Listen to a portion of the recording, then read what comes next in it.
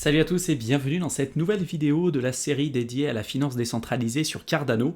Sur les précédentes vidéos, je vous ai présenté globalement le concept général de finance décentralisée et les principales infrastructures qui étaient aujourd'hui disponibles sur Cardano. Je vous ai fait une seconde vidéo sur les wallets à utiliser. Je vous ai fait également aussi une vidéo sur MineSwap, sur Indigo qui est le principal CDP sur Cardano, notamment pour mettre en place tout le concept lié au liquid staking. Donc il y a des choses très intéressantes qu'on est capable de faire et je vous invite vraiment à voir ces précédentes vidéos pour avoir une vision objective de tout ce que je vais vous présenter dans cette vidéo que vous êtes en train de voir. Là dans cette vidéo on va se focaliser sur un autre protocole intéressant de Cardano qui s'appelle Liquid, qui est l'équivalent d'un AV en fait sur Cardano. Donc c'est un fork de AV, donc vous pourrez prêter vos crypto-monnaies, emprunter des crypto-monnaies et vous pourrez même aussi mettre en place du liquid staking avec les fonctionnalités qui sont aujourd'hui disponibles sur Liquid.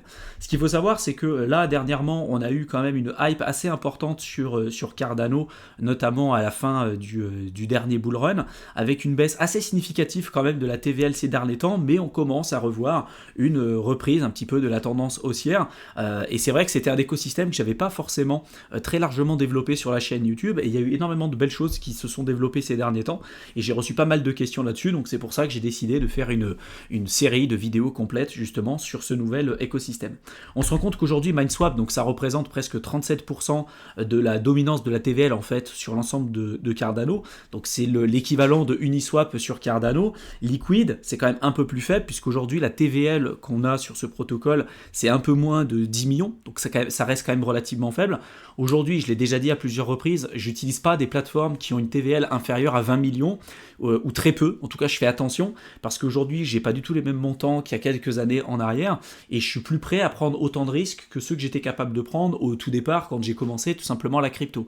Donc c'est toujours un équilibre à avoir entre le risque et le rendement que vous souhaitez avoir, et bien évidemment quand vous êtes sur des protocoles encore très peu connus avec une faible TVL, souvent on va vous attirer avec des rendements importants, parce qu'il y a peu de concurrence, mais il y a également aussi des risques importants. Donc il y a toujours un équilibre à avoir entre ces deux paramètres, surtout quand on est axé vraiment dans le domaine des crypto-monnaies. Normalement, si vous faites du staking classique d'ADA, en fait, en général, on est plutôt avec des rendements, on va dire, entre 5 et 3,5%. Avec la mise à jour de Shelley, en fait, on était plutôt sur cet ordre-là, en fait, de rendement.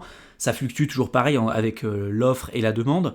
Et en fait, avec Liquid, comme je vais vous le montrer un petit peu plus tard, vous allez avoir des fonctionnalités supplémentaires qui vont vous permettre de booster votre rendement. On va pouvoir monter sur des rendements exprimés en pourcentage, là, entre 6,1% jusqu'à 178%. On est d'accord que là, c'est des estimations qu'ils ont effectuées, et que si vous êtes sur du 178% de rendement, vous prenez des risques qui sont démesurés. Donc il y a toujours un équilibre à avoir entre les deux, mais en tout cas, ce qui est sûr, c'est qu'avec Liquid, ça va vous offrir des fonctionnalités supplémentaires et qui vont vous permettre d'obtenir des rendements plus intéressants que si vous faisiez uniquement en fait du staking en natif directement d'ADA avec du delegated proof of stake. Donc en fait, ce que vous permet de faire Liquid, c'est que vous allez avoir vos ADA disponibles, vous allez les déposer sur la plateforme, donc déjà vous allez obtenir des rendements en staking parce que ces ADA vont être stakés, donc vous allez obtenir comme ça des rendements en les stakant sur la plateforme, à peu près 4% de rendement exprimé en ADA, sauf que vous allez recevoir un token liquide qu'on va appeler le QADA, qui est en fait une tokenisation de ce que vous avez staké. C'est un peu la même chose que ce que je vous avais présenté avec Indigo ou avec Lido Finance sur Ethereum. Quand vous stakez vos Ethers et que vous les déposez sur Lido, vous allez recevoir des ST-ETH. Un ETH déposé sur Lido, ça va vous donner un ST-ETH, et après cet ST-ETH, vous pourrez l'utiliser sur Convex, sur Curve Finance pour obtenir comme ça des rendements supplémentaires, parce que c'est un token qui est natif et qui est natif, qui est liquide, et qui vous permet d'avoir une malléabilité plus importante que si vous faisiez uniquement du staking classique. Là en fait c'est exactement la même chose. En fait vous allez déposer vos ADA à l'intérieur du protocole qui vont être stakés, qui vont vous permettre de générer des rendements. En général on est plutôt en l'ordre de 4% d'APY. Vous allez obtenir l'équivalent de vos ADA que vous avez stakés, mais de manière liquide, qui vont être tout simplement ce qu'on appelle les QADA, qui vont être la représentation liquide de ce que vous avez staké. Ces QADA, vous pourrez décider de les staker de nouveau pour obtenir du LQ token, qui est en fait le Liquid token, qui est le token de gouvernance de la plateforme Liquid. Ce LQ token, vous pourrez décider de le faire farmer sur la plateforme avec les fonctionnalités qui seront représentées, ou de les déposer sur des pools de liquidité spécifiques, parce qu'il y aura des pools de liquidité, notamment le pool LQ token, donc le Liquid token, ADA, et puis d'autres pools qui seront présentes. Donc vous pouvez faire de l'apport de liquidité. Cet apport de liquidité, du coup, va vous donner ce qu'on appelle un LP token, ce Liquidity Providing Token. Et ce LP token, après, vous pourrez décider également aussi de le staker pour obtenir des nouveaux rendements supplémentaires, et ces rendements vont être exprimés sous forme de LQ token. Et après, vous pouvez faire des boucles en fait de staking, d'emprunt, de lending, de borrowing, et tout ce qu'on évoque en long, large et en travers sur cette chaîne YouTube, et notamment dans la playlist DeFi que vous retrouverez librement sur notre chaîne YouTube. Donc si vous vous connectez sur la plateforme, vous allez sur Liquid Finance, je vous mettrai le lien dans la description de la vidéo. Première chose à faire, ça va être de connecter votre portefeuille.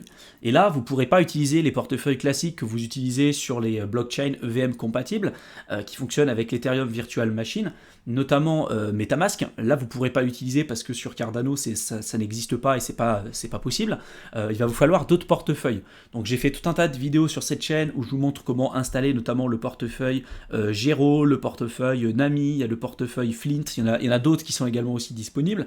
Mais en général, si vous utilisez Gero ou Nami, ça pose pas de problème. Et vous avez même la possibilité après de lier ces portefeuilles directement avec votre portefeuille physique comme Ledger ou également aussi Trezor si c'est des choses qui vous intéressent, et c'est quelque chose quand même que je vous recommande.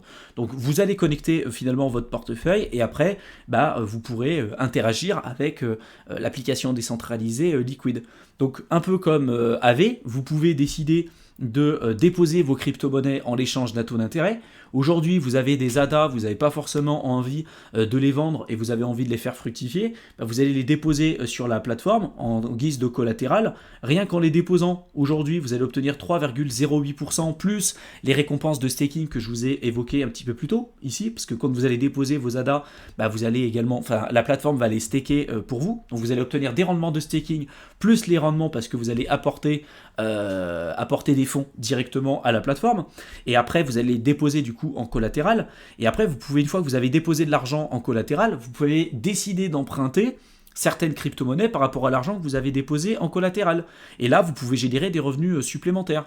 Vous déposez des ADA, vous voulez emprunter par exemple du Shen pour faire de l'apport de liquidité sur d'autres plateformes décentralisées, vous déposez des ADA, vous obtenez des rendements parce que ça va être staké pour vous, vous obtenez du QADA que vous pourrez après décider de staker directement ici, et ces récompenses vont être versées directement sous forme de LQ token, qui est le token de gouvernance de la plateforme.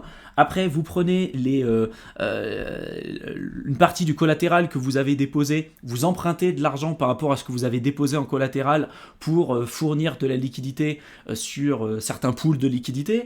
Ce pool de liquidité, après, vous arrivez et vous dites, tiens, moi, ce LP token, après, je vais décider de le staker pour obtenir des rendements supplémentaires qui vont être exprimés sous forme de LQ token. Et donc vous voyez, en fait, après, c'est vraiment quelque chose de relativement simple. Il y a clairement tout de disponible. Ce qu'il faut savoir, c'est que ce LQ token, qui est le token de gouvernance de Liquid, c'est un token de gouvernance, donc vous pourrez participer au vote et aux prises de décision sur la plateforme. Donc déjà ici, vous pouvez décider de staker vos LQ tokens, mais vous pourrez aussi décider du coup de voter, et votre impact de vote sera plus important en fonction du nombre de tokens que vous avez. Plus vous avez de tokens, plus votre impact sera important au niveau du vote. Quelqu'un qui aura 1000 tokens aura forcément plus d'impact au niveau du vote que quelqu'un qui aura 10 tokens. Donc c'est normal. C'est pas un système qui est parfait, parce que ça crée on va dire un renforcement du pouvoir auprès de ceux qui ont beaucoup de tokens, et donc c'est pas forcément un système qui est ultra démocratique. Mais voilà, c'est pas un système parfait, mais ça offre quand même des fonctionnalités intéressantes, autre que celle qu'on était capable d'avoir jusqu'à présent.